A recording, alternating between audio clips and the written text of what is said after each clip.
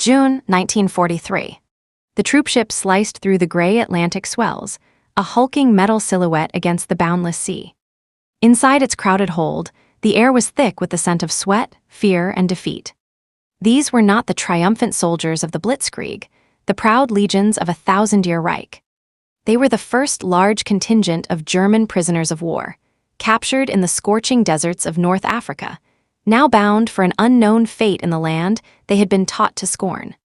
They expected a nation of lazy farmers and greedy shopkeepers, a soft and decadent democracy unprepared for the rigors of total war. Their propaganda ministers had assured them that American factories produced nothing but cheap trinkets and flashy automobiles, that its people were divided and weak. As the ship entered the Chesapeake Bay, a nervous anticipation settled over the men. They shuffled on deck, their eyes fixed on the emerging coastline, their minds braced for a primitive backwater. They were prepared for anything, except for the staggering, soul-shaking industrial colossus that was about to reveal itself. The first sight that broke the horizon was not land, but smoke.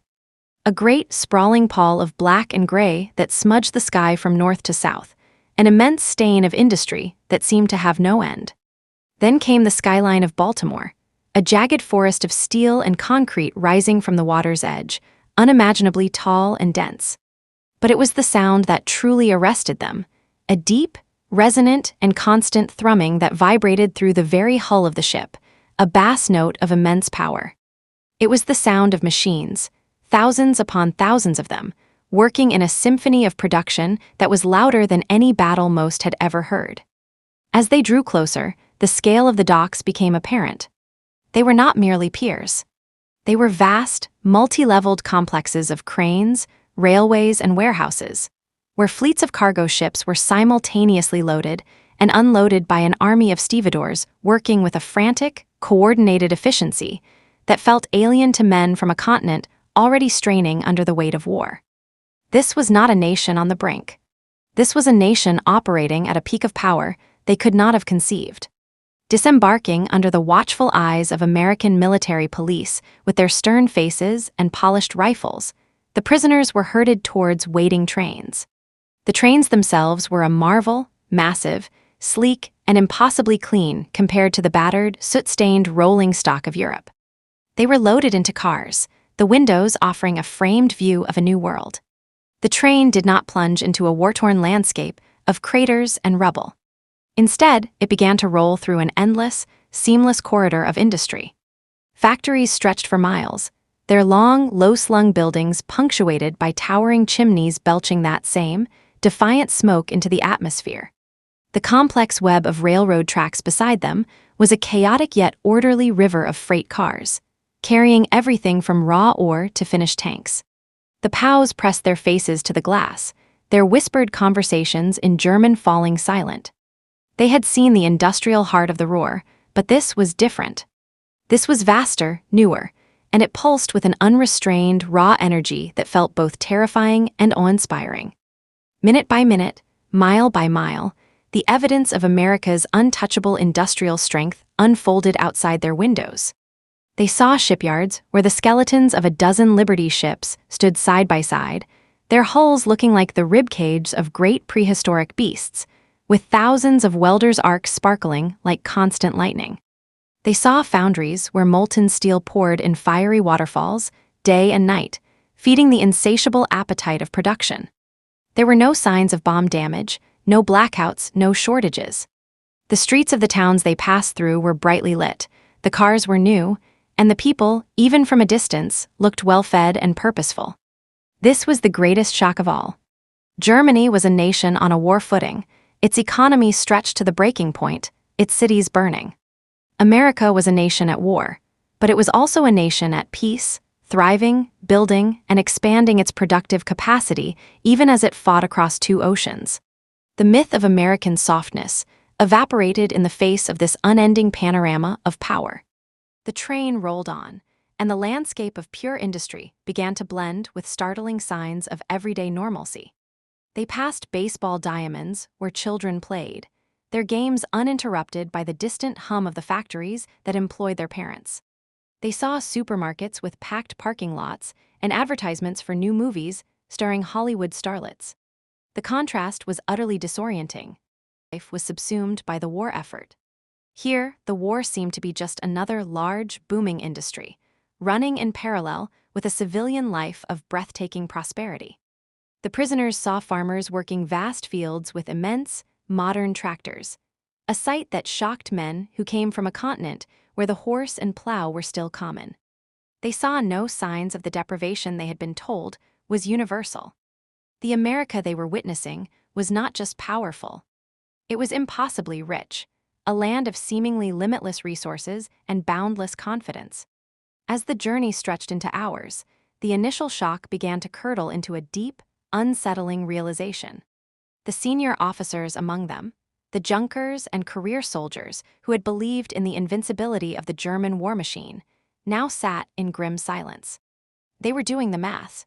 They counted the freight cars, estimated the output of the steel mills, and calculated the shipbuilding rate. The numbers were incomprehensible. They understood, with a chilling finality, that no matter how bravely their comrades on the Eastern Front fought, no matter how many U-boats Admiral Dönitz sent into the Atlantic, they could not compete with this. This was not a battle of armies. It was a battle of production lines, and Germany had already lost. The sheer volume of material America could produce, the tanks, planes, ships, and shells, would inevitably drown the Third Reich in a tidal wave of steel. The arrogance bred by years of easy victories in Europe was being systematically dismantled by the view from a train window. The train finally began to slow, turning onto a spur line that led away from the main industrial corridors and into the flat, open countryside of the American Midwest. They passed through small, quiet towns where people stopped to watch the long, gray train filled with its curious cargo of enemy soldiers. The prisoners saw the looks on the faces of the Americans, not hatred or fear, but a mixture of curiosity and a calm, assured confidence. There was no panic here, no sense that the enemy was at the gates. The war was a distant reality, something they read about in the papers while listening to the radio, a problem their immense factories were already in the process of solving. This nonchalance, this absolute certainty of their own security, was perhaps the most profound demonstration of power the Germans had yet witnessed. It was the confidence of a nation that knew its homeland was safe, and that its industrial output alone could decide the fate of continents. They arrived at their destination, a newly constructed camp of neat, orderly barracks surrounded by a double fence and watchtowers. The camp was clean, functional, and stark. But as the prisoners were processed, assigned bunks, and given their first American meal, a generous portion of stew, white bread, fresh fruit, and coffee, another layer of their indoctrination was stripped away. The food was plentiful, and of a quality many had not seen since before the war. They had been told they would be mistreated, starved, or worse. Instead, they were treated with a strict, almost bureaucratic correctness. The guards were professional, not brutal. This humane treatment, coupled with the overwhelming evidence of America's industrial might, created a deep cognitive dissonance. The enemy they had been taught to hate and ridicule was proving to be not only unimaginably powerful, but also fundamentally decent, a combination that was far more devastating to their morale than any act of cruelty could have been. In the days and weeks that followed, as the prisoners settled into the monotonous routine of camp life, the memory of that train journey became a constant topic of conversation. They worked on local farms and saw the American agricultural miracle firsthand, the endless fields of corn and wheat, the automated machinery that allowed one man to do the work of 50. They saw American trucks and jeeps, not as rare, prized vehicles, but as ubiquitous, disposable tools. They interacted with their guards and local farmers, and they began to understand the source of this power. It was not just the resources or the machines. It was the system. It was the free, unregimented society that encouraged innovation and hard work. The German soldiers, many of whom came from a rigid, hierarchical society, saw the results of this chaotic freedom, and it left them bewildered and deeply impressed. The lesson was clear. A nation that could produce a seemingly endless supply of food, machines, and confident citizens was a nation that could not be defeated. Word began to filter into the camps from new arrivals, men captured in Italy and later in France. They spoke of the overwhelming material superiority of the Allied forces. They told stories of skies perpetually darkened by American and British aircraft, of artillery barrages that lasted for days and used more shells than the entire German army had in reserve, of endless convoys of trucks and tanks that seemed to roll off an assembly line directly onto the battlefield. For the POWs who had already seen the source, these battlefield reports were merely confirmation. They had seen the wellspring, and they knew the river of war material would only grow wider and deeper. The news from the fronts was no longer about tactical victories or defeats. It was about the inevitable, grinding application of a force that Germany could not hope to match.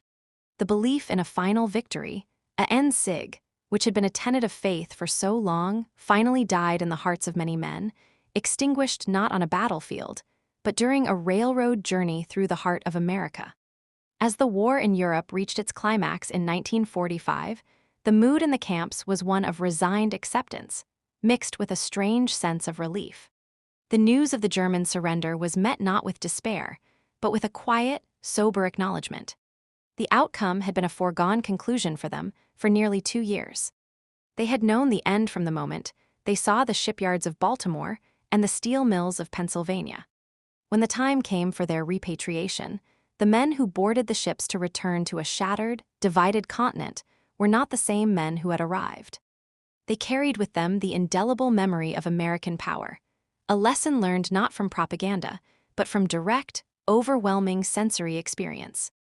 They had seen a land untouched by war, yet entirely dedicated to winning it, a civilization that could produce both a bomber an hour and a chocolate bar for a child, all without seeming to strain its capacity.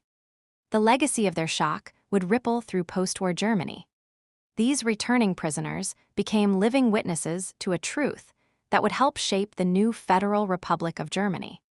They had seen the future, and it was a future built on industrial democracy, economic freedom, and integration with the West, not on militaristic aggression and autarky. Their first-hand accounts of America's boundless fields, its bustling, undamaged cities, and its awesome factories contributed to a profound psychological shift, a rejection of the old militaristic path and an embrace of a new identity as an economic powerhouse and a reliable ally. The shock they experienced was not merely a moment of surprise. It was the catalyst for a fundamental reorientation, a lesson in where true, enduring power in the modern world ultimately resided. For many of these men, the most lasting impression was not the machinery itself, but the people who operated it. They worked alongside American farmers who discussed crop yields with the same intensity that a German general discussed battle plans. They saw women, Rosie the Riveter, working in factories with a skill and determination that defied every Nazi ideal of womanhood. This was a total war effort, but it was waged by a free people, not a cowed populace. The American workers they met were informed, opinionated, and fiercely proud of their contribution. There was no need for a Gestapo to enforce loyalty. The commitment came from within, from a shared belief in what they were building and defending. This democratic spirit, this willing and enthusiastic participation, was the invisible engine driving the vast machine they so admired, an engine that no totalitarian state could ever hope to replicate. The final, lingering image for these prisoners was one of sheer scale, a scale that transcended physical dimensions and entered the realm of the psychological. It was the understanding that America's might was not a temporary surge for war, but the natural state of its being. The factories could be reconverted to produce cars and refrigerators, the farms would feed a world, the innovation would continue unabated. The United States was not just a country. It was a continent-sized system of production and ideas, resilient and self-renewing. The German POWs returned home with this humbling knowledge burned into their memories. They had been defeated not just by armies, but by an idea, by a demonstration of power so complete that it left no room for doubt or future conflict. They became the first witnesses to the dawn of the American century, a century whose outcome they had seen with their own eyes from the windows of a prisoner train. So, as our story closes, we are left with a profound historical irony. The thousands of German soldiers who were shipped to the United States as prisoners of war ultimately became some of the most powerful, if unintended, ambassadors for the American way of life. They came expecting a feeble, divided nation, and found instead an industrial titan whose capabilities defied their imagination.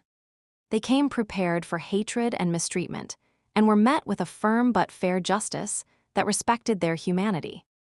That railroad journey from the coast to the heartland did more than just transport prisoners.